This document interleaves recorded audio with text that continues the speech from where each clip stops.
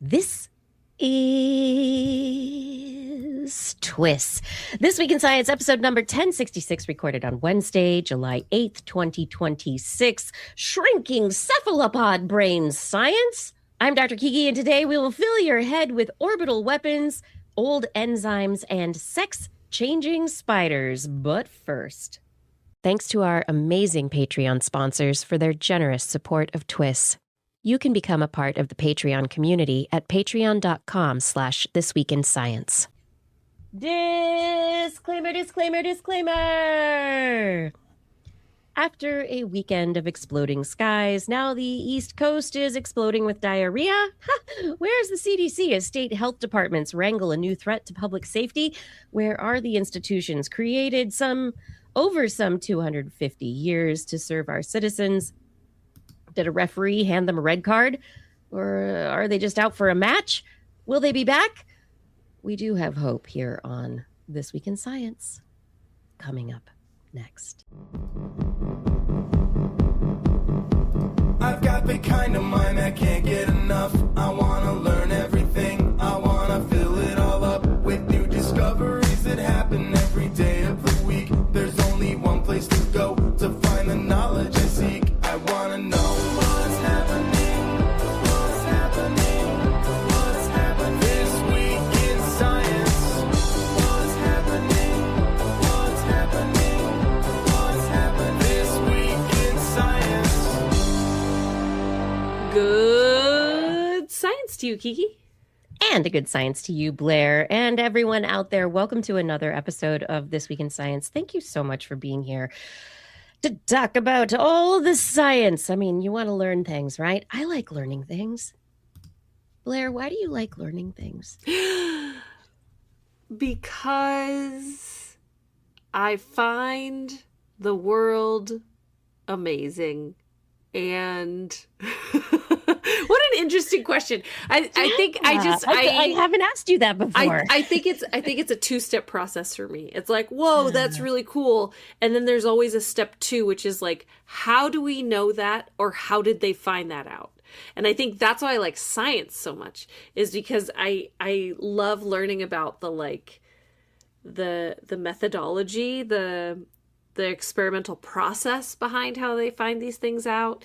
And I love the stories behind stumbling across new things. It's like discovery, I guess. Discovery is like a surprise. It's like every day is your birthday. It's like you open this present, it's like, surprise, knowledge.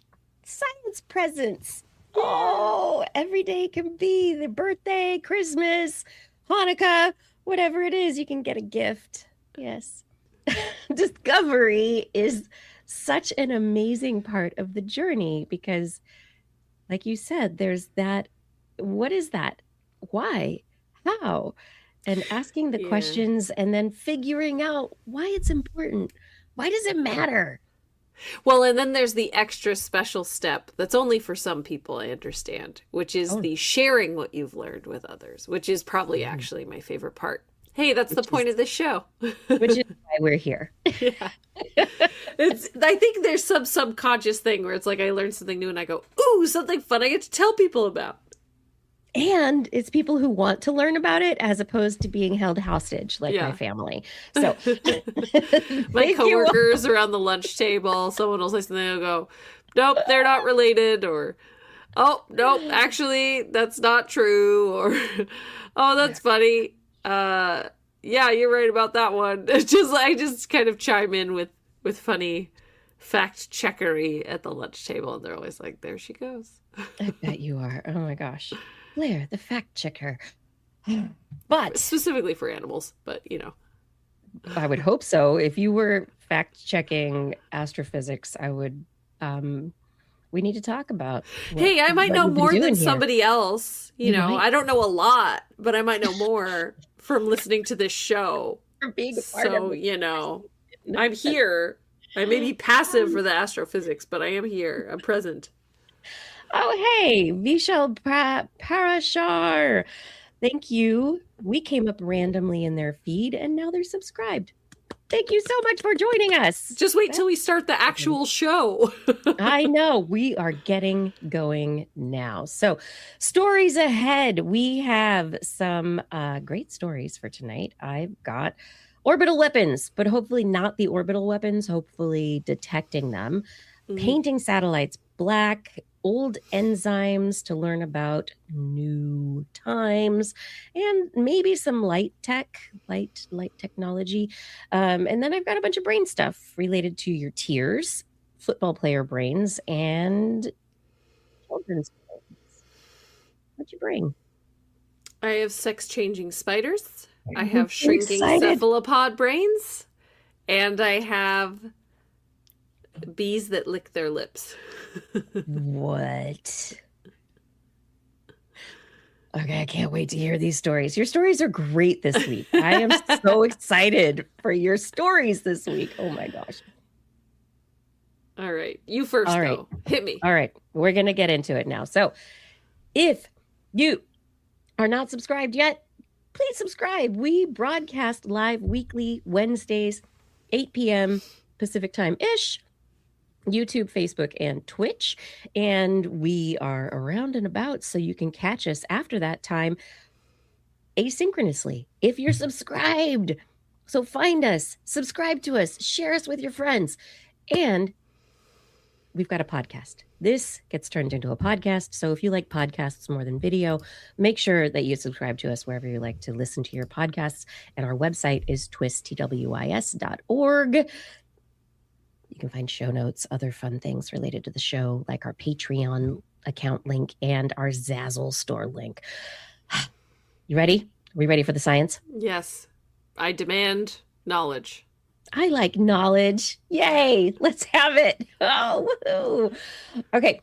First off the docket tonight, let's start with those orbital weapons. So people have been worried, the United States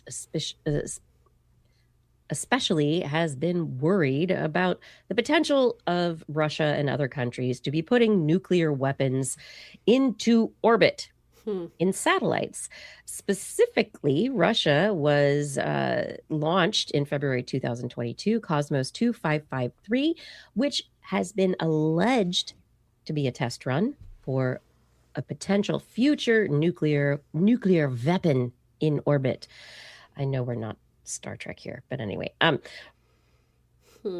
nobody has acknowledged this is true or not. There's just conversation about it because the satellite passes through and is really specifically oriented with the Van Allen belt, which is a very high radiation ring, a belt around. Oh, so you could kind of cloak radiation inside of it. I see. Exactly. So it's like the perfect place to put a nuclear weapon vessel that you would test, and nobody would really detect the nuclear fallout of that weapon test because of the radiation of the Van Allen belt. That said, all the radiation is going to hurt your satellite. So what kind of a spy satellite is sitting in a high radiation belt area? It's a really interesting question about what things are where and why around our planet. And a new paper that was just published in Nature, a researcher named Danagulian, he has proposed basically like a CubeSat idea to be a detector, so that you could send out individual CubeSats, you could send out arrays of multiple CubeSats that could be within a nice distance, not close enough to do damage to a satellite, not close enough to spy on a satellite. So he's talking about it in terms of, you don't want your satellite to get too close to another satellite, because then you have international relations issues.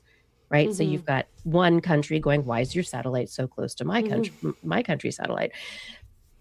And vice versa. And you also have navigational issues because you don't want the satellites to be running into themselves in orbit. And so what he's suggesting is that there is the potential for creating passive detectors, because the radiation from the Van Allen belts would actually be interacting with the uranium in a nuclear weapon and producing a whole bunch of neutrons. And so you could create passive neutron detectors that could be approximately 4 kilometers away from a satellite. So within the range of we're just looking, not being a problem for international relations. And that especially if there were an international treaty, which everybody signed in 1967, the Nuclear Weapons in Space Outer Space Treaty, ratified by 118 countries, including Russia and the United States, it's prohibited. And so if you already have the treaty, why not say, hey, just, we got detectors. We're just checking. Why not? They're not getting too close. They couldn't be weapons themselves. But what's the idea behind launching a nuclear weapon into orbit? Is it that you could then launch it back down from orbit quicker, easier, or is it that you would detonate in the atmosphere? Or detonate in the space of other countries' satellites, so that you could potentially, without ramming, not ramming speed, but a nuclear weapon could have a detonation radius big enough to destroy multiple satellites within an orbital cluster. Interesting. And what would the fallout be of doing that in orbit? Like what would be the result of detonating a nuclear weapon in orbit? Well, there would be fallout. Yeah, it would be up, but it would be dissipated over massive distances and massive amounts of air. And if you're, it depends where, when, and how. Absolutely. But this is, the big question. Are we looking at a future where we have to worry about this? And this individual who reported in Nature, Donegulian, he has come up with a really amazing idea for a pretty simple device to be able to keep an eye on what's going on. It's not it's a CubeSat. It would be simple. It would be not an active detector, but a passive detector. And there would be crystal arrays that would be working to detect changes in neutron flux, which, if there's uranium present and being impacted by the radiation from the Van Allen belts, you could potentially be seeing that. Yeah. Interesting. Yeah. So unfortunately, we're having to talk about this stuff now. But it comes at a really interesting time as we're talking about the satellites that are in orbit, who's putting things places, how bright they are against the sky. Yeah. So we've talked a bit about the satellites creating satellite traces through the hatch marks across the imagery, astronomical maps. Yeah. So all the images that we're taking pictures of that could have satellites going in front of them. It's not the satellites with high beams on. They're just shiny and reflecting the sun and the moon and all the light that's bouncing everywhere. They are incredibly bright. And this week, I am so excited to tell you that there is a group at the University of Surrey who've been looking at Vanta black. So Vanta black is the blackest black paint, right? And they have developed a compound called Vanta Black 310. And it's a spin out that they're putting through Surrey Nano Systems. But this is an ultra black coating that's been developed. And they are suggesting that why the heck not? Why couldn't we put this Vanta Black on future satellites? Yeah. And so they did a study looking at the reflectiveness, that the light, the reflectance. They used what they called a calibrated goniospectrophotometer.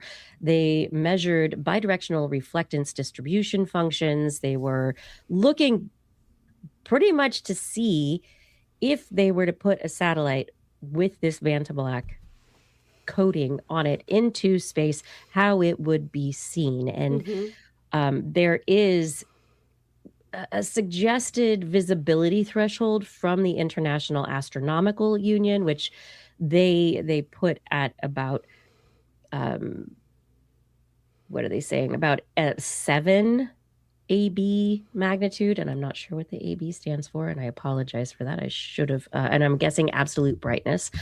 And so within a particular band of visibility, which is called the Johnson B or 5 band, the Starlink chassis are incredibly bright. And so they compared the Starlink to their coatings, and they are starting to basically get close to what is this recommended IAB visibility level.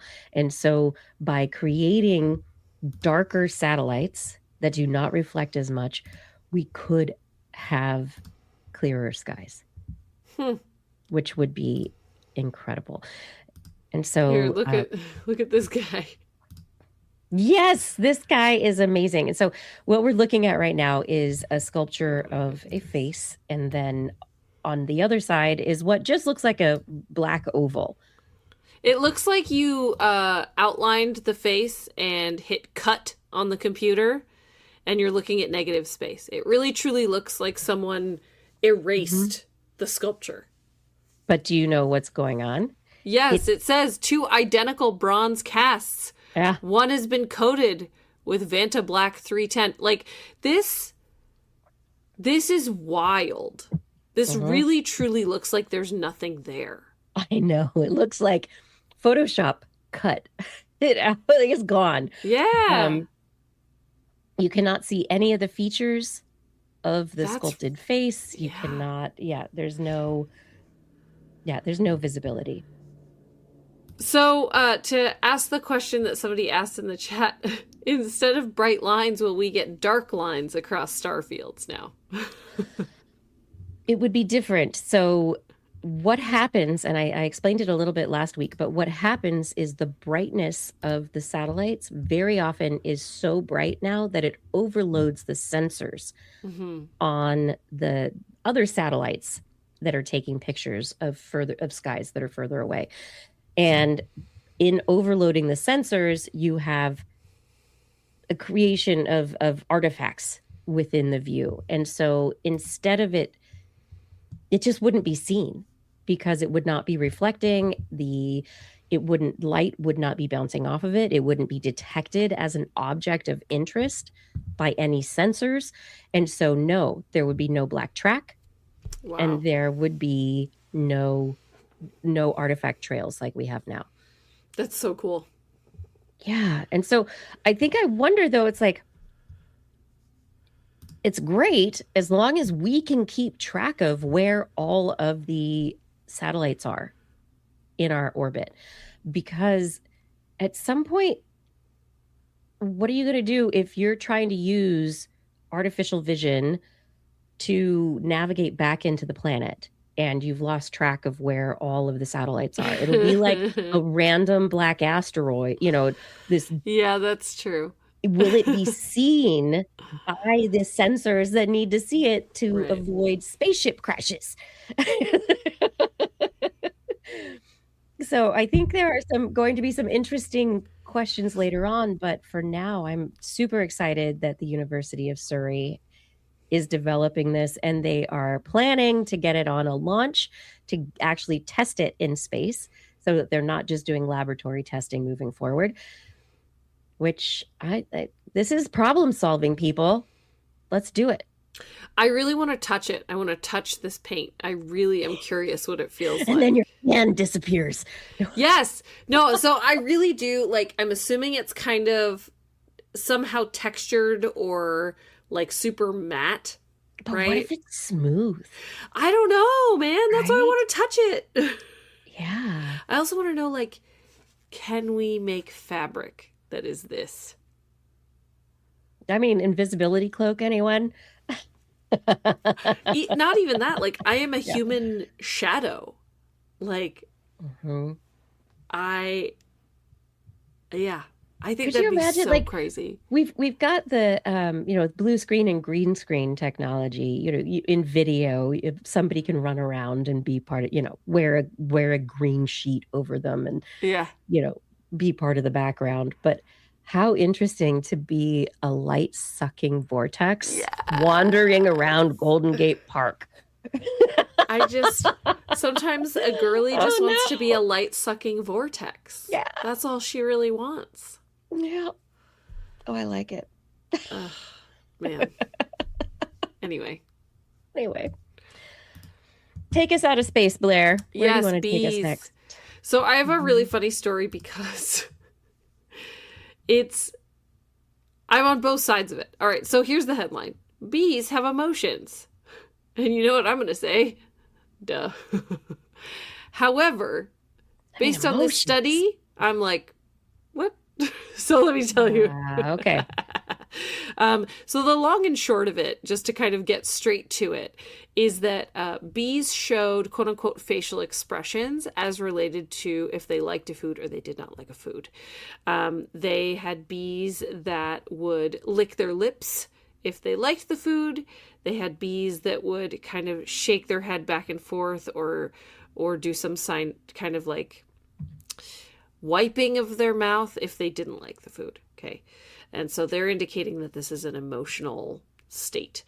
So I think there is a video also, Kiki, if you keep scrolling. Or not just down. a video, like an emotional state as opposed to just a physiological response of get this out of my mouth. Yes. So that is exactly my issue. Okay. So bumblebees here we go in a second. displayed distinctly different orofacial behaviors after consuming sweet liquids versus bitter or salty. This is my other problem, is that, like, if it were up to me and I had infinite funds and time, which is also part of this, right? So I recognize that can be an issue. Oh yeah, so here we go. Licking a little bit of something, and bee is licking its lips. Licking it seems happy. It's like, or it's continuing to search for more of it. Right. Because what we're seeing is the proboscis continuing to come out. And here it is trying to wipe vinegar off of its face. Like, yuck. So if I had infinite time and money and resources also, let's say, would play with bees. While we're doing that, and I wanted to play with bees and I wanted to test this for real, I would find bees that had preference.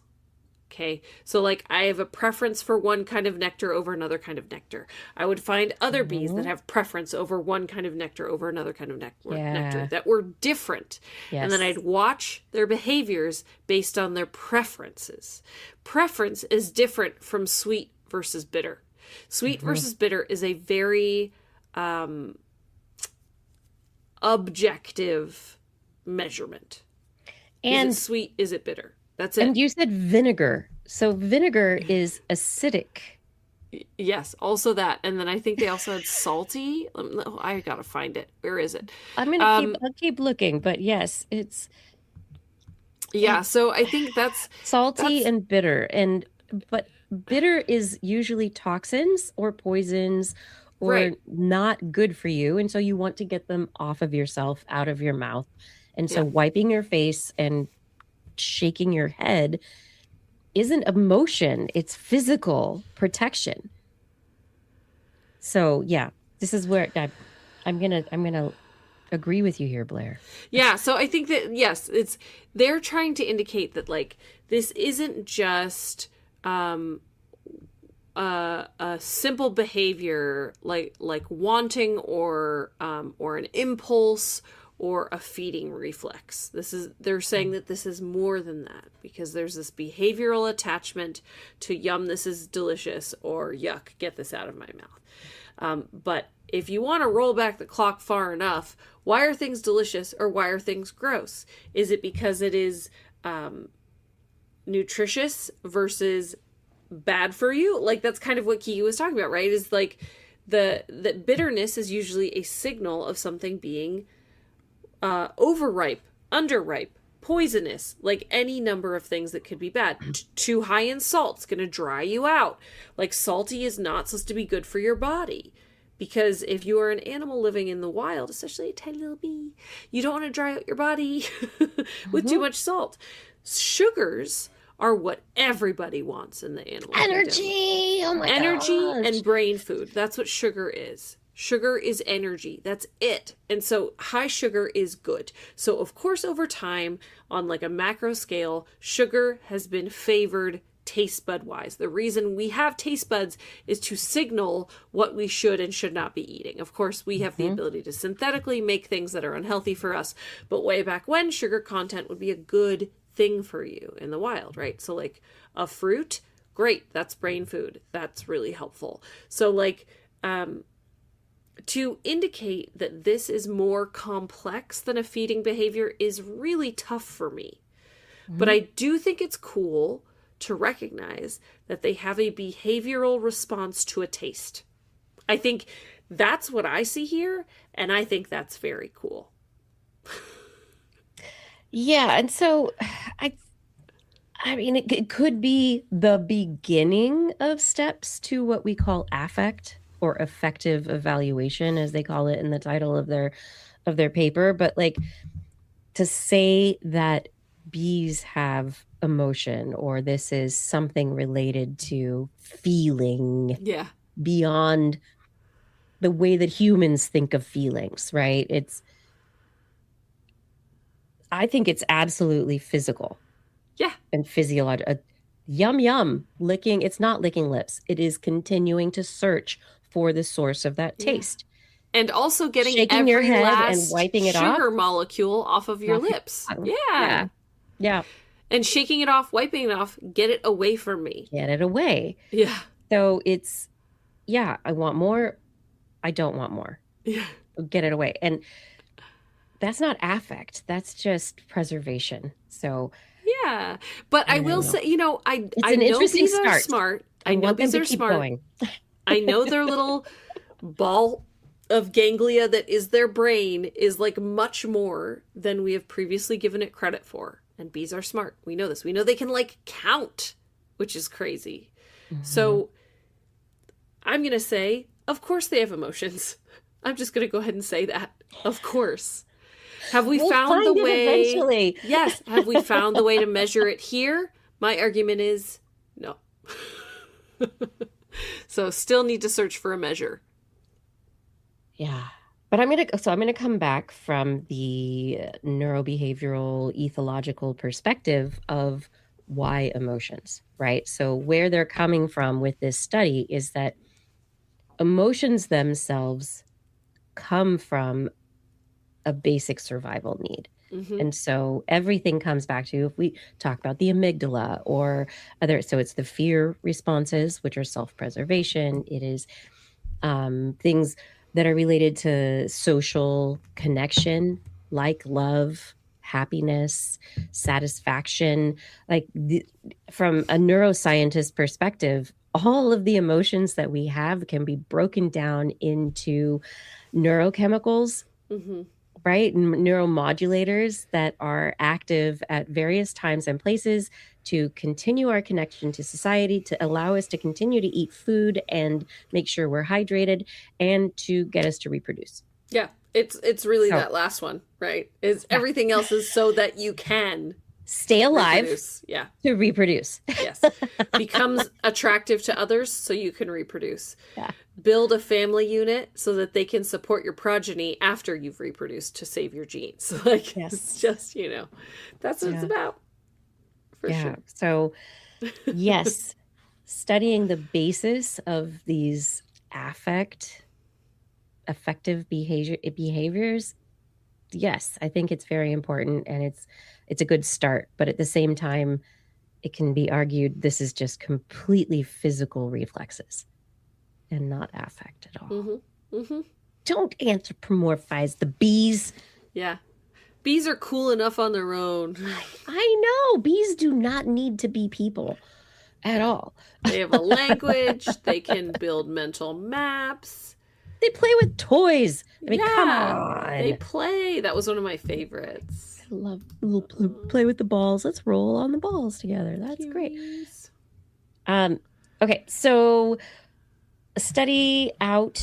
I'm going to take us back 3.2 billion years. Well, I'm just taking us to Utah State University, where researchers have It's been around that long? Oh, dang. yeah. Researchers from Utah State University just published in Nature Communications their work with collaborators from the NASA-funded Metal Utilization and Selection Across Eons project.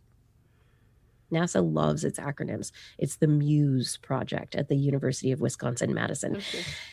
And so what these people were doing, they're synthetic biologists, chemists, they wanted to look at nitrogen use. And so they basically created, using synthetic biology chemistry, they created nitrogen enzymes, which are absolutely essential for nitrogen fixation. So all the plants that make food, that get the air full of oxygen, all this stuff, nitrogen fixation is essential to them being able to continue to give us the bounty that we exist because of. So these nitrogen fixing enzymes in bacteria and other things, they've been around for millions of years, but we don't still have those enzymes. We have the enzymes that are here now. And so the researchers basically turned back time in the lab and created ancient enzymes. So the forms of, I'll take the shape of the most ancient nitrogen fixing enzyme. Yes. And they created these enzymes to see how they basically broke down nitrogen in the lab, and if they could compare that against the nitrogen that's currently found in rocks in different sedimentary levels. So because of the way the nitrogen enzymes work, they do this process, they call it the nitrogen isotope fractionation. And so they basically the enzyme takes nitrogen, and there's this whole process of metabolism, blah, nitrogen gets shifted, electrons move around, and nitrogen then gets shifted into the soil in the cell biomass eventually, but there are various isotopes of nitrogen. And so what fraction of the nitrogen is one isotope versus a different isotope because of the enzymes that are at play. And so they basically turned back time. They totally shared nitrogen fixation in the laboratory and have given us a new idea of how these enzymes were working on the ancient Earth shortly after the Earth was formed, right when life was getting started on the planet, which is super cool. Basically, it's turn it back to 3.2 million years ago when it's basic bacterial life, looking at okay, what were the bacteria doing before oxygen took dominance in our atmosphere? What were the bacteria doing? How were they breaking down nitrogen then versus now? And as our atmosphere changes as a result of climate change and other things now, what they're hoping is that by understanding how these ancient enzymes worked, what worked in the past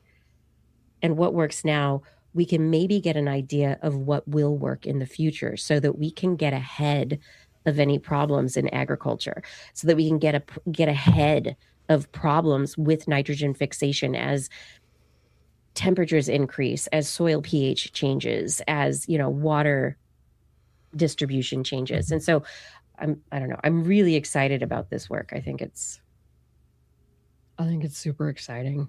Nice. But basically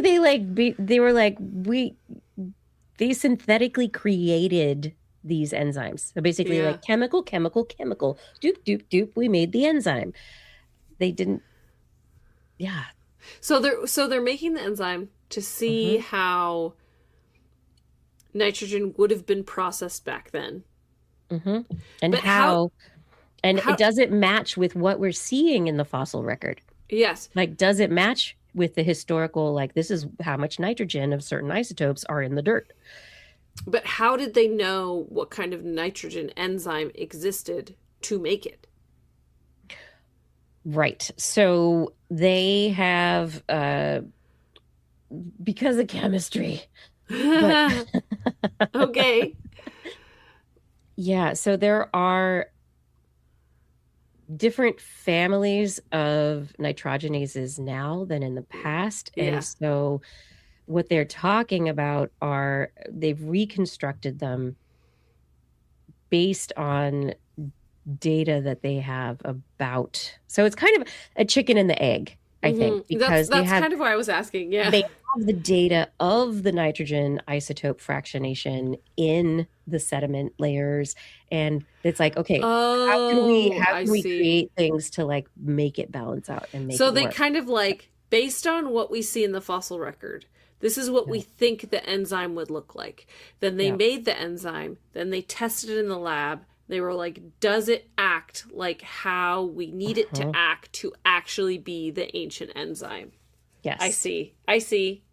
Interesting. To convert, because there was a different amount of nitrogen in the air 4 billion years ago than there is now. Like, that's really cool. It's kind of like you go back and then you go forth again to kind of, I love that.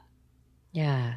Yeah. So it's kind of back and forth and back and forth. I think it's a fascinating work. And honestly, if in politics we aren't learning from the past, maybe we can in science. Please. Come on. Oh my God. Can we figure out like how nitrogen is going to change in the atmosphere moving into the future? And if it does, and the bacteria can't keep pace, what do we have to do to make sure the plants can still give us food? This is essential to human survival. So this is a huge, huge, huge question. It's pretty important. Yeah. And then also, we can look at life beyond Earth too, because of nitrogen and like everything. So this is kind of cool. Like, ooh. And honestly, I did not know. I just learned today because of this paper that molybdenum is a huge, huge element when it comes to nitrogenases. Molybdenum? Molybdenum, which we don't think of as a really important element. It is essential to nitrogenases going back 3.5 billion years. Do you remember we used to, on this show, talk about what I was going to name my firstborn child? Molybdenum would be really good. Except for them. This is my child, molybdenum. I'm sorry, what? Molybdenum. Just call him Mel. Yeah. Molly? Denim? Yeah. No, only the full molybdenum. MBD? Yeah. I like it. Okay, last story for the first part of the show here. Researchers at UC Berkeley have been trying to figure out how to power nanophotonic lasers. And before you look at me, Blair, and go, what are nanophotonic lasers? Nanophotonic lasers are tiny lasers. Yeah, they're really tiny. Exactly. They're used in communications. They are used in quantum computing. They can be used as sensors. And so for like biological sensors, like looking for viruses or, other the chemicals or anything in the environment, they can be used for all sorts of really cool stuff. The size of our nanophotonic lasers and the powering of those nanophotonic lasers has been limited by the fact that as these devices get smaller, when you pump power into them, it messes up the optics part. So they interact, and so the power, the electrical stuff, when the electricity gets in, it gets in the way of the photon production. So you cannot have, past a certain point, your nanophotonic lasers don't work. if you want to power them externally or in a particular way. So the researchers at UC Berkeley, which is kind of cool, they have just published in Nature Nanotechnology their work developing a new system, which is kind of like it's based on holes and pegs. And Okay. I think it's so interesting. And so they have basically a peg array on one side through which the electricity can be funneled. And so you can apply an electrical charge, a carrier frequency of electricity, to one side of the device. And because of the pegs that become then the units of transmission of that power, they move in a very particular way that relates to the optical side, the photon production side of these photonic lasers. And in creating this, what they are showing is that they have also developed a way to create them. So a manufacturing process. And so they've created a process that is repeatable, that can be lead to the manufacturing of these nanophotonic laser units that separates this issue between the power and the photons that's been a problem leading up to now. It separates it out. And they're even saying that because of the peg array, the way that these pegs go up into the space before that laser photon production space, because of the way that the electromagnetic fields work, that there's a lot of resilience to this system, so that the lasers can be very accurate and like work really well.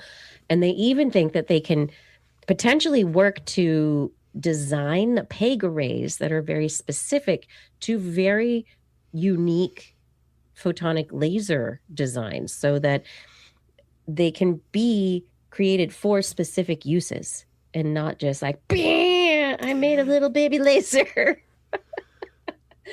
That is pretty cool, though. Make baby laser. Yeah, so Kevin Reardon's saying they're so small that when you put power into them, they melt. And that's kind of the issue. But if you put the right amount of power in, they don't melt. But then the power gets in the way. It doesn't create electrons that get bounced into that photon production space. It feeds back into the electromagnetic, and it just heats. Yeah, you're right. They melt. They end up melting. And so what this is doing is creating a system that does not lead to melting. It leads to lasing. And it's very exciting. Lasing.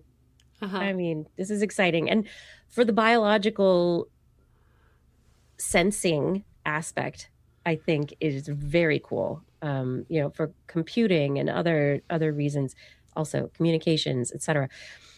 It's a neat technology that they have advanced that is going to this is big. It's going to benefit our technologies moving forward. It's going to be big, but it's very small. It's tiny. Yeah. You're right. It's big, but very small. Very small. It's big in its smallness. Its smallness is big. It's so bright. It's so bright. Hey, everyone. Thank you so much for listening to This Week in Science right now. We hope we're bringing you all the curiosity that will inspire you for the rest of your week. I hope we've gotten you started, kicked you off with bees and with outer space and with nanophotonic lasers. I mean, come on, there's so much to look forward to this week. This world is wild. If you love TWIS, head over to twis.org, TWIS.org, our website, where you can find show notes, and also click on that Patreon link. Yes, our show is supported by listeners and viewers just like you, and we appreciate your support. If you are not someone who's into the Patreon thing, click on the Zazzle link. We've got beach towels, we've got mouse pads, we've got t-shirts and hats, all sorts of amazing pieces of merchandise that will help you share your love of TWIS with other people. What are you wearing? Who's TWIS? What's up? Oh my gosh. Suddenly you have a story to tell and you're sharing TWIS with the world. TWIS.org. It's our website. Thank you for joining us. Thank you for supporting TWIS. We really can't do it without you. And now it is time for that part of the show that we know and love as Blair's Animal Corner with Blair. She loves our creatures, great and small. Biped, millipede, no pet at all. You want to hear about animals? She's your girl. Except for giant pandas and squirrels. There's Animal Corner. What you got, Blair? Don't mind me, I was writing something down for later. Just you wait. Notes. I love it. Taking notes. We know we're having fun if there's notes involved. Okay, so I've brought today climate change's, dare I say, ugly step brother or sister ocean acidification. I spent a lot of years talking to people about climate change, and every once in a while I would need to dip into ocean acidification, and I feel like that's always a really tough topic for people. I think for one, the title makes it sound like chemistry, and it is. And that scares people, right? They're like, that doesn't feel approachable to me. Climate change, Earth hot, that makes sense. Don't be ocean a bird. acidification. Ocean is acid? No. So Yeah, it's getting more acid. So that's okay. So the water that we drink is a pH of 7. The ocean generally is a pH of around 8. That is basic. Lower numbers are more acidic. See, already I've lost people, right? Okay. Anyway, and the oceans are getting more acidic because, without getting into the whole chemistry lesson, carbon dioxide goes into the ocean because it gets absorbed by the water. All this excess carbon dioxide, some of it traps heat, some of it goes into the ocean. When it's in the ocean, it essentially, carbon dioxide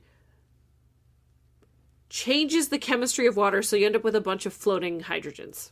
Okay, so hydrogen is 2 hydrogens and an oxygen, and the carbon dioxide ends up stealing. But it's the hydrogens. The hydrogens change the pH. Yes. So anyway, I'm not doing a whole chemistry hydrogens. lesson right now. Yeah. There's a twist short about it that has to do with sharks, where I go deep into ocean acidification. If you want to go way in the Wayback Machine, 10 years ago, I did a twist short all about ocean acidification. I explained the exact chemistry, and it was at Aquarium of the Bay when I worked there, which was very fun. But anyway, ocean acidification. More free hydrogens, lower the pH, makes the ocean more acidic. It is not acid ocean. It is more acidic. It is less basic. It's at like 7.8 in a lot of these studies where they're projecting out at what it's going to look like. So, on its face, that doesn't feel like a big change, but What's the in normal? actuality, What'd you around say 8. Around 8. Okay, normal is around 8. Yeah. Yeah, okay, so 8, 7. 8.2, somewhere in there. It depends on where you are in the ocean. In an ocean in the year 2100, under predicted climate change, it's at about 7.8, which again, it's a logarithmic scale. So a small change is actually pretty big. Think about like earthquakes, how those are also logarithmic. So a small change is actually a big change in actuality. I'm getting so deep in the weeds. All right, so here's the deal. There's a lot of weeds we should know about, but the pH goes down. The and pH it's goes down. opposite. Basically, it's like the more dissolved hydrogen there is, Yes. the more acidic it gets, and the pH goes down. Yes. And you can say the more carbon dioxide is exactly proportional to the pH. Because it comes, the hydrogens are there because of the carbon dioxide. It's stoichiometry, guys. If you want to do the stoichiometry, you can do it. But like, that's my favorite part of chemistry. You know what? I'll do a twist short. I'll do an actual twist short with a whiteboard and I will show you the stoichiometry for ocean acidification. How about that? Promise. That'd be awesome. Okay. That'd be So awesome. anyway, Later, let's talk about what you wanted to talk about. Focus. Okay. So we know, for example, that ocean acidification steals calcium carbonate from shelled and hard-bodied animals. For example. Okay. Yeah. So that can impact their ability to grow up big and strong, and that can impact ocean food webs, just as an example. Okay. Yep. But I have brought something else here, which is that it's making cephalopods dumber. What? Why? Yes. Okay. So, What? this is a study looking at squids. They took some squid, they put them in a couple of different tanks. One squid was the modern ocean, pH of 8.2. One was the year 2100 projection of 7.8. After 90 days, the squids were removed and their heads were preserved for visual analysis. They did the analysis using diffusion magnetic resonance imaging, DMRIs.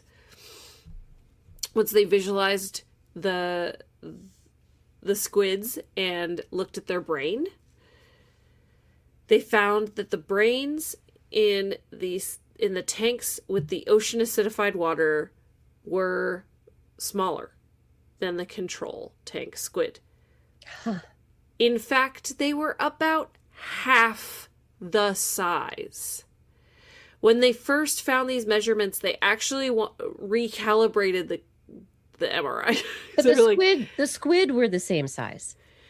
they Had the squid gotten smaller? So, good question. They corrected for body size. So Okay. they got rid of that variable. In relation to body size, the brains were half as large. They found carbon dioxide had no effect on body size on average. So the brain volume, they normalized it to the mantle length and the variation in body size, and they found that on average, they were the regions identified that were impacted most were the optic lobes and the optic tracts, which were 52% and 62% less voluminous than the squid reared under modern ocean conditions. And you know what the optic lobes and the optic tracts are for. Seeing.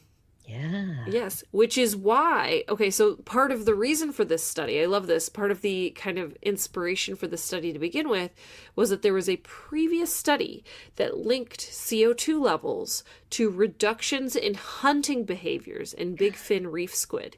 They found that acute 7-day exposure to CO2 had a 65% reduction in hunting behaviors, and squid exposed to a 90 days from hatching in high levels of CO2 showed a 42% reduction in hunting behaviors compared with controls. So the interesting thing there is that the impact was actually lower if they were reared in it from the time they were born. It wasn't a shock. Yeah. But okay. it was still substantial. 42% is crazy. And those numbers are very similar to the numbers I just told you about brain size. Yeah. They're like almost identical. And so they think that the reason that the hunting was impacted because their vision was impacted. Yes. Because that is the part of the brain that was shrunk the most. Yes. And they know that squids use eyes to hunt. They use vision to hunt. That's their main visual sense for hunting. predators. Mhm. Yeah. But also remember that cuttlefish use vision for communication. Yeah. They use vision to figure out how to camouflage themselves so they don't get eaten. So For I would mating. argue, yeah, and for mating, yeah. And so I would argue that losing vision is like catastrophic for a cephalopod. But I will say that that's the like little bit of silver lining I'll throw in here is that in that previous study, if they were hatched in the high CO2 and were in there for their whole span of 90 days before they were sent out to hunt, the negative impact was lower. It was, it was still bad, 42%, but that's 20% lower than the negative impacts to the ones who were tossed into CO2. So it is possible that between now and 2100, the animals could acclimatize, Adapt to generationally. Yes, absolutely, to the reduced vision and find other ways to hunt. But you have to remember also that there are other pressures on these animals as well, besides ocean acidification, right? There's fishing, there's bycatch, there's changes in the food web as related to ocean acidification and climate change. There's lots of other things happening, pollution, plastic pollution in the ocean, to these animals that it's like the sea turtle problem. If you put too many pressures on one species, they cannot adapt quickly enough to survive. Yeah. So the question is, can cephalopods adapt, maintain vision, or find other ways to thrive without good vision in the short amount of time that it takes for us to alter our ocean's chemistry so fundamentally? And we know that the chemistry of the ocean is not changing uniformly around the planet. So there are some areas where you have sea level rise that's happening more rapidly than in other areas. You have areas where acidification is happening more rapidly than others, and so the question is that going to shift where these animals stay, where they live, where they, like, how are they going to adapt? Can they adapt fast enough? Because if the offspring are able to adapt the way that you've suggested from this, it's a shorter period of time, right? So it's like the parents need to just get to the point of being able to be reproductive. They need to get past their genes on to the next generation. But the question, if there are fewer squid hunting successfully and able to feed themselves, then what you're going to have is a smaller reproductive population. And yeah. I want them to adapt. Come on, cephalopods. Come on, cephalopods. You can do it. I don't know if I want to live in a world without cephalopods. I'll be honest. Hey, they're so pretty. I have a new kind of sex determination to tell you about that isn't new, but I didn't know about it. Tell me. Yes. Did you know that some spiders have bacteria that determine their sex? I did not. Yeah, what? I didn't either. So let's go. Yeah, dwarf spider. One type of spider. I do not believe they are the only one. That their sex determination has to do with bacteria. So the dwarf spider Myrmecis frediorum carries 5 different types of maternally transmitted bacteria inside their body. So for starters, they have 5 species of bacteria in their body that goes from the mother to their babies. So one of these bacteria, which is a strain of Wolbachia, forces genetic male spiders to develop as females. This is a phenomenon known as feminization. You might have heard about feminization. It was at the 90s, early 2000s in frogs because of road salt. That was a whole crazy thing that happened. But so there can be external factors that turn male animals female. This can happen chemically, right? So in this case, this bacteria is turning spiders female, and that would be beneficial. Why? Because for the bacteria. Maternally transmitted bacteria. So if they are living in a male spider, they're in a dead end. But if they can turn that spider female, then they can continue on into its babies. So this allows the bacteria to spread rapidly since they're passed from mothers to their offspring. So it allows them to kind of not be stuck in a dead end and go more and more and more and more and spread throughout the spider echelon. I don't know. But they only exist at intermediate frequencies. They're not everywhere. Right. Bacteria. You don't just have only female spiders. Right. Well, like also because like if you did, then there's got to be work out for the bacteria either. It wouldn't work out for anyone. So there's got to be boundaries. There's got to be managing functions somewhere. So they there. found out one is heat. To test the impact of temperature, researchers exposed young spiders to elevated conditions mimicking warm summer daytime surface temperatures of 27 to 28 degrees Celsius. That's about 81 to 83 degrees Fahrenheit for just one generation of spider.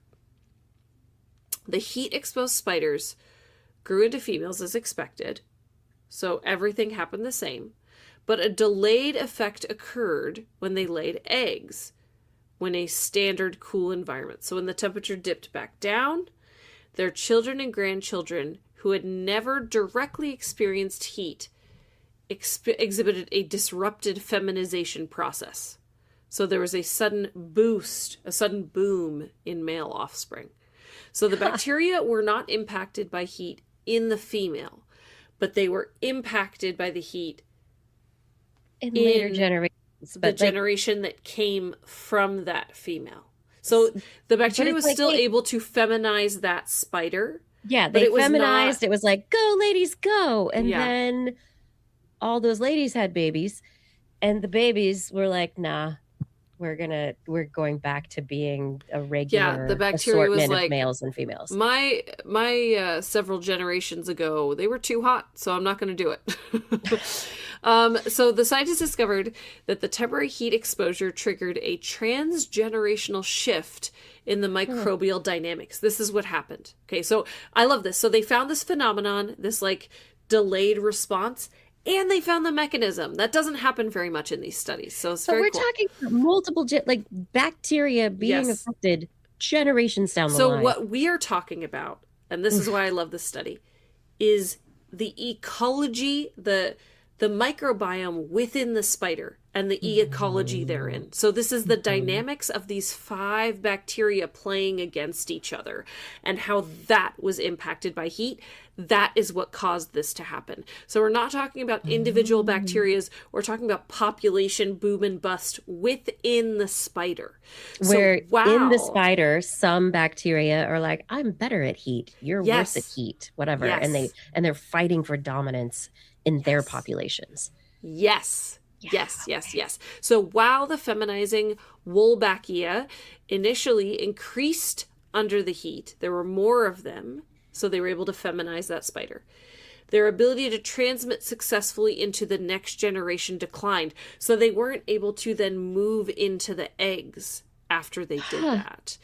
Another resident bacterium called Tissophia was completely lost from the lineage.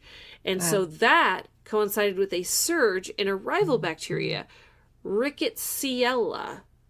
Oh, Rickettsia. In a subsequent generation. Yeah. So Wolbachia, we've talked about it. Wolbachia and Rickettsia have this like love-hate relationship. Okay. Where they work together, but Rickettsia is like constantly like, nuh-uh, no, you don't. And okay. They like Wolbachia and Rickettsia, like there is a love story there somewhere. There is like a tale of time between those two organisms, like across the plant and animal kingdom. Yeah, see, and we've done 15 years I've done 15 years of shows. I don't remember that particular conversation, but that's so cool that you do. This is just one of the things that is like stuck in my head. Yeah, no, that's awesome. So this demonstrated a high relative abundance of Rickettsia is negatively associated with feminization. So it acts as an antagonist against Wolbachia. So it's exactly what you're talking about. So higher levels of Rickettsia mean lower levels of Wolbachia. That means that they do not successfully feminize the next generation. So what is also possible is it's possible that this Tissophia had something to do with that. Like it's possible, we don't know this for sure, but Tissophia was completely lost due to the heat. So it's possible that losing Tissophia meant that while the Wolbachia successfully feminized the spider that it was in that moment, without Tissophia to hold Rickettsia back, Rickettsia overcame the Wolbachia to then take charge in the babies, and then there wasn't enough Wolbachia to actually feminize those babies. The next generations. Yeah. Okay, so this is what I mean by saying this is about like the internal ecology of the microbiome is what got rocked, and is why there is a delayed response to the I guess physiological influence of that microbiome, right? Mhm. So like it that's so like inside this one little spider is a Mhm. whole biome, is a whole like universe Inside each of us, yeah. right?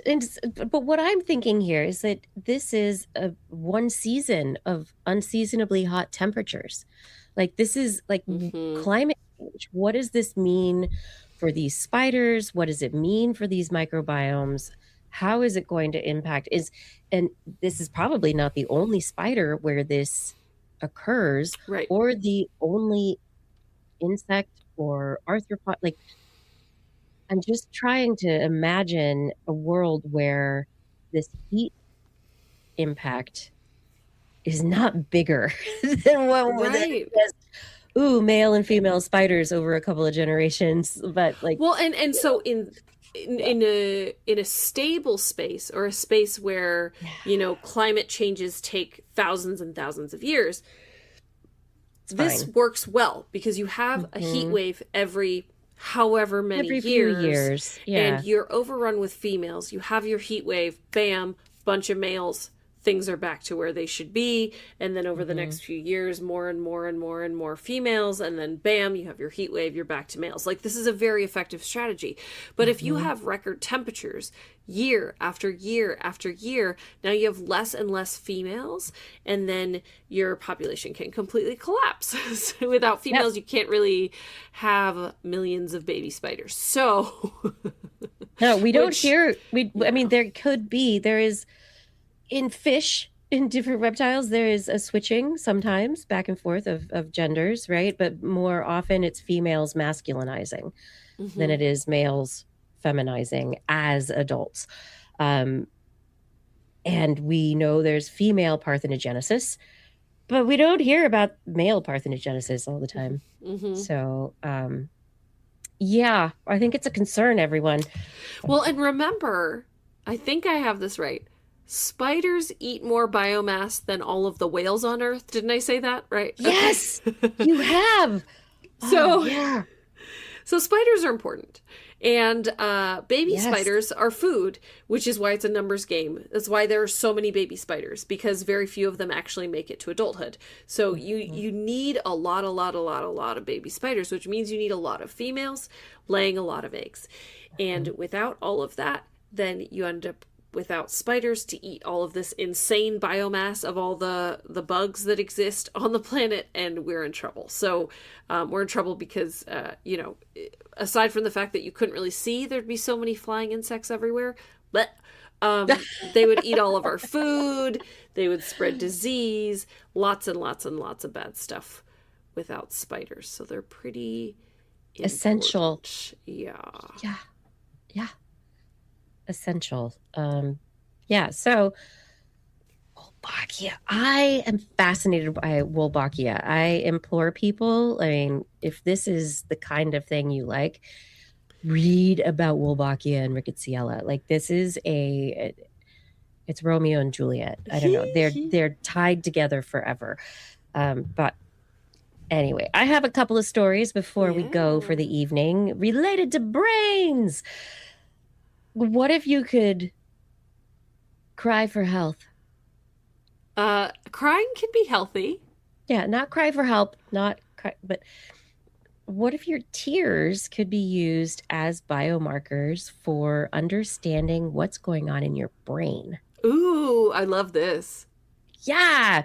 So, this new study, researchers are looking at the possibility of actually being able to harvest our tears to let us know what's going on with dopamine or other neurotransmitters that normally we don't get we can get them very with difficulty through urine or blood, but urine's a lot. Like I tried this once for an experiment and you have to like collect gallons of people's urine, and it's really hard to correlate a day's excretion to what's happening based on a moment to moment Oh my God. change in the brain. Yeah, I did great experiments at one point in time. The other side of it, taking blood is very invasive. So what about tears? What if you could just, take a few teardrops and have a sensor that is able to detect the amount of dopamine in your eye fluid. And so researchers are just publishing their work the in the American Chemical Society publications this week, of the tools that they have developed. And so the tools that they have come up with, they are using a very basic makeup that involves carbon nanotubes, graphene, like cool carbon isotopes and structures. But basically they're using lasers to etch and create little holes and pockets in graphene to react with dopamine. And then when electricity is put through this graphene plate that has been etched and that your tear fluid has dripped onto, the dopamine, it goes through an oxidation reduction reaction. And if dopamine's there in certain levels, it's going to trigger a current. And so the current shifts. And so you can actually get a read of how much dopamine is in your tears based on the electrical activity over one of these little sensors. That's amazing. Yeah. And so they tested it using synthetic tears, not real tears. Yeah. And then they tested it compared to real eye fluid. And they say they have accuracy within biologically relevant extents. And they're saying this could be a really easy way for doctors, scientists to be able to track the amount of dopamine that is being released by the brain. And that is, it's going into your tears. It's not like going through your liver. This is like a different pathway. And so this is can be a correlative measure of potentially brain function. And dopamine, what do we know it's important for? Movement, reward pathways, satisfaction in life, like depression. Like there are so many aspects of our dopamine pathways are essential for our physical and mental health. And this one little tool could just take our teardrops and let us know. No poke in your body. That's so cool. I love that. Yeah. I got plenty of tears to spare. They're like, all right, watch this sad story, and I'll be right back to collect your tears. I know. I mean, but it's not even that much. Like you could put like a little Q-tip up to the corner of your eye, right? Like our eyes are producing liquid all the time, washing, our tear ducts. Our tear ducts are producing this fluid to wash our eyes constantly. Our eyes are one of the direct routes to our brain. And so the whole pathway is such an interesting choice and not invasive. That's awesome. I love it. Yeah. So I think this one is I think it's a very cool new invention. Because I mean, that's what it is, right? It's a new invention. This is cool. And then, okay, now I'm going to take you on a little down low note, and then we'll come back up to a high note for the end of the show. Okay. So this one I think is very important. We've talked for years about the damage to American football players' brains from impacts. And we've talked about the effects of concussions and chronic traumatic encephalopathy. Encephalopathy. Yeah. Yes, thank you very much. CTE. Yeah. Thank you, Blair. Yeah. Anyway, a new study has been published in the Lancet Clinical Medicine, and the researchers who published this study, they wanted to really look and see the mortality among American football players. how much of it is normal and how much of it is related to any changes in the brain, neurodegeneration. So, how much mortality is related to neurodegenerative disorders. And the results are shocking, and they're not shocking, but they are stark and they are fairly absolute. What they show is that football players do not die from any other things at a higher rate than the rest of the population. In fact, they die from just old age most of the time. They have lower incidences of cancer. They have lower incidences of cardiac arrest. They have, they have injury early in their careers, but it's usually not injury that's taking them out when they're older. The thing that is taking out football players at the ends of their career, or at the end of their lives, I mean, it's the end of their lives. So yeah, it's taking out football. Okay. My words weren't accurate. Neurodegenerative diseases. 3 to 4 times the rate of the rest of the population. So there is a big multicolored graph that's available for people to see, and it shows the age of death and the various causes of death. And what you see is that as individuals who have played American football increase in age, neurodegeneration is exceedingly the reason that they are dying. It's not. What does this graph look like for non-football players? So there's a little tiny yellow. Oh, that's the yellow. Got it. There's a yellow curve down near the x-axis, and this yellow curve is where the majority of the population lies. There's also, each of these factors is popped out into their own individual graphs, and the neurodegeneration graph, there is the red upward curve of the number of individuals whose mortality is directly related to neurodegenerative disease versus the yellow line that tracks the rest of the population. We see in all of the areas related to mortality, cancer, cardiovascular disease, injury, other things. The football players are healthy. They're not dying from other things. Well, they also generally, not to, paint with too broad of a brush, but I'm guessing they have decent health care and funds to pay for medical care. But I mean, that's part of it, right? It's like we hear about the football players who have, spent their money poorly or done this or done that. But like, while they're in the sport, they are very well taken care of. I'm not going to say anything about understanding their health insurance. I have no idea what the retirement plan for football players is at this point in time. Yeah.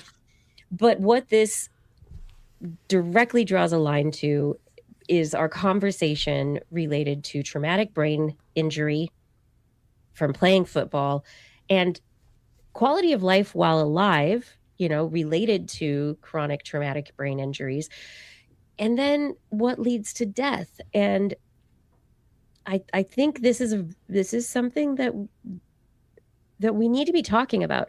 And especially as we're talking about helmets for kids and protection for kids. But if we have junior leagues, if we have leagues for fun, we have to understand that brain injury at all ages is going to potentially lead to increases in diseases that lead to mortality related to neurodegeneration. When your brain gets injured, certain processes get put in place. And this is not, one and done, but it's definitely a connection. And I don't know, do we really need modern day gladiators who like throw themselves at each other? I was just to say the same thing. And the more you learn about this, the more it feels, I'm sorry, it feels kind of sick to think about watching this for entertainment, knowing how this is going to end up for all these people. Yeah. And there's something to be said for knowledge going in. This will happen to you and you're willing to take that risk for money, fame, etc. But you have to go, I think people need to go into a career in American football understanding all the risks, and then they need to be taken care of in the same way that we have our vet clinics, our medical clinics for veterans. We need to have care for these athletes who have been, throwing themselves at each other for their career and at the cost of their health and longevity. Is there ever going to be a helmet that is enough? Is there ever going to be a helmet that is enough? And in fact, are helmets making it worse? Yeah. Because there are theories that the reason that rugby players don't have CTE like football players do is because they're not wearing helmets. They are not hit the same way. And they hit differently. Because you're wearing a helmet and you're wearing all these pads that you can really slam into another person and you're protected. And so it's almost like a false sense of security that potentially may cause worse problems. But it's, at the end of the day, like, football's been fun, guys. Maybe it's time to hang it up. Unless, of course, we can figure out how to fix all of the traumatic brain injuries. Like, no, maybe I'm just going to call it. There's other things to do. We can do other things. Can we learn to enjoy rugby or soccer? Like, can we just figure something else out, please? Because, like, there are other things. There are other things. So for my last story for the night, the positive side of things, while we at this point in time cannot solve the problem of brain injury for athletes like American football players, researchers are looking at the possibility of being able to heal the traumas of childhood. So children who have been abused very often bring those traumas into their adult lives. They develop in a way that they're usually less socially able to interact. They act out in adolescence. There are often behaviors and psychological aspects that do not allow them to thrive as human beings as they get older because of the abuse that is stored within the brain and the body of the individuals as they grow. Even if they don't even remember the things that happened necessarily, the brain, the cells remember. At the Max Planck Institute, the Gesellschaft Institute, these researchers have just published their work on a very specific gene called the FKBP5 gene, and it's protein that is encoded, the FKBP51 protein. These are part of the stress hormone pathway. They are involved in psychiatric vulnerability, according to our understanding based on past experiments. And the researchers, not looking at human children, but in mice, they used a semi-naturalistic environment in which they had male mice that they exposed to adversity. I don't know what this adversity was, but the male mice experienced adversity, and then usually male mice in these situations, they exhibit behavioral dysfunction. And so they had deficits in social behavior, social subordination in adolescence and adulthood, and they go to the lower hierarchical ranks in their mouse society in the hierarchies. The researchers administered what they call SA-FIT2, and this is an FKBP51 inhibitor. It's highly selective. It doesn't grab onto other stuff. It just grabs on to this gene, this psychiatric vulnerability gene and protein. And they treated the mice.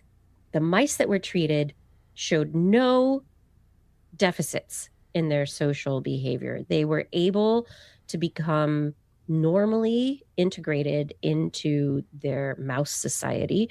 Of course, this is not people, But what it suggests is that at the cellular level, there are instructions that can be unraveled, and that in particular areas of the brain where early life stress leaves an imprint that can affect development for the rest of the life, that there is the possibility of modulating that for individuals who have experienced extreme adversity.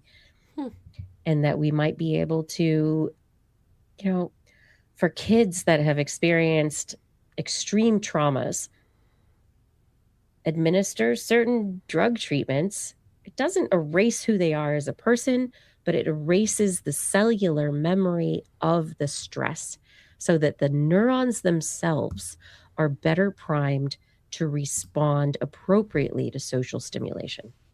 That's really cool. Yeah. So you're basically taking away the cellular imprint of the stress. Yeah. You're not taking away the memory. You're not taking away the experience. But it's taking away it's taking away the scar tissue. Right. So it's the neural scar tissue that keeps the neurons from being able to expand and, do all the wonderful things that child neurons do, right? They've suddenly become more inhibited because of the stress. It's like, so you think about, you see people who go through trauma in childhood, and a lot of the time you'll hear talking about your body's basically in fight or flight your whole life, right? And so you're in a continued stress response. You can never settle, you can never rest. And so being able to break that cycle and be able to rest and feel safe would be a huge benefit to you physically, mentally, emotionally, nutritionally, all of it.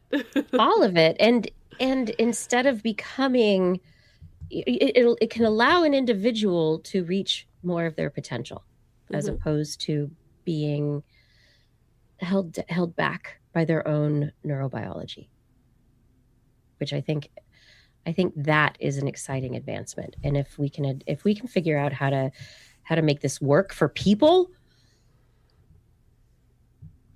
oh my gosh, it could help so much. It could be so beneficial. Anyway, I took you down a little bit, and now I hopefully am lifting you up with this little one. Yeah. Hope for the future.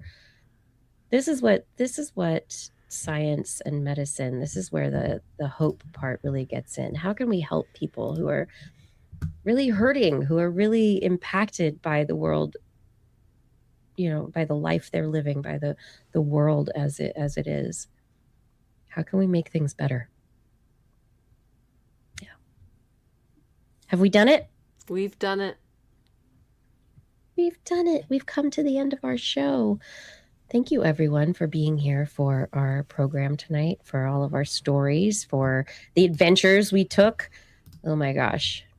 I need to write a child's story related to Wolbachia and Rickettsia, because I think there's a kid's book in there somewhere. Oh my gosh. All of you in the chat room, thank you so much for being here with us tonight. Thank you for talking. Thank you for chatting. Thank you for, everything that you brought to our conversations. You added so much. And I hope you had fun talking to each other too. I mean, that's really fun as well. And all of you, Gord, Aaron, Lore, others who help keep our chat rooms really great places to be, thank you for being there. Thank you for managing and helping to make sure that we can just have respectful conversations as we explore the world together. I also want to thank Fada. Thank you so much for all the work you do on social media and show notes. Thank you for everything you do. It's just essential. Identity 4, thank you for recording the show. And Rachel, thank you so much for editing. Thank you everyone for everything you put in to making TWIS what it is, especially our Patreon sponsors.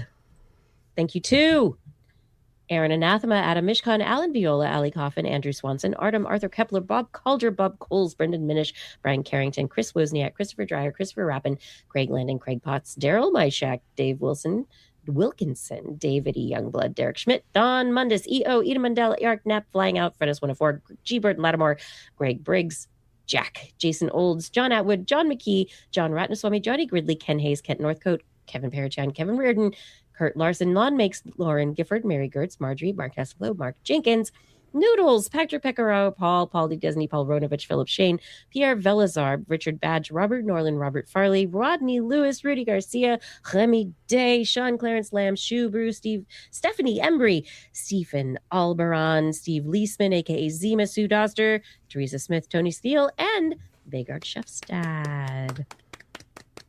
Thank you for all of your support on Patreon. And if you would like to support us on Patreon, head over to twist.org and click on that Patreon link. On next week's show, we will be back on Wednesday at 8 p.m. Pacific Time, broadcasting live from Twitch, YouTube, and Facebook channels. If you want to listen to us as a podcast, just look for This Week in Science wherever you find podcasts. If you enjoyed the show, also subscribe your friends as well. Like, go to their phone. Steal their phone. Don't steal their phone. Ask to borrow their phone. And then subscribe them. For more information about anything you've heard here today, show notes and links to stories will be available on our website. That's at www.twist.org. You can also sign up for our newsletter. And we'd love your feedback if there's a topic or anything else you want us to cover or address, a suggestion for an interview. Let us know on one of our social media accounts. You can send us an email. Just put TWIS in the subject line so your email doesn't get spam filtered into where, Blair? Into space bees with lasers who take them out to the orbital circle. And they'll be covered in deep with the nuclear black vessels. Yeah. Yeah. Vanta black space That's bees. the one. We look forward to discussing science with you again next week. And if you've learned anything from the show, remember, it's all in your head. This week in science. This week in science. This week in science. This week in science, it's the end of the world. So I'm setting up shop, got my banner unfurled. It says the scientist is in, I'm gonna sell my advice. Show them how to stop the robots with a simple device. I'll reverse global warming with a wave of my hand. And all it'll cost you is a couple of grand. 'Cause this week's science is coming your way. So everybody listen to what I say. I use the scientific method for all that it's worth. And I'll broadcast my opinion all over the earth. 'Cause it's This Week in Science. This Week in Science. This Week in Science. Science. Science.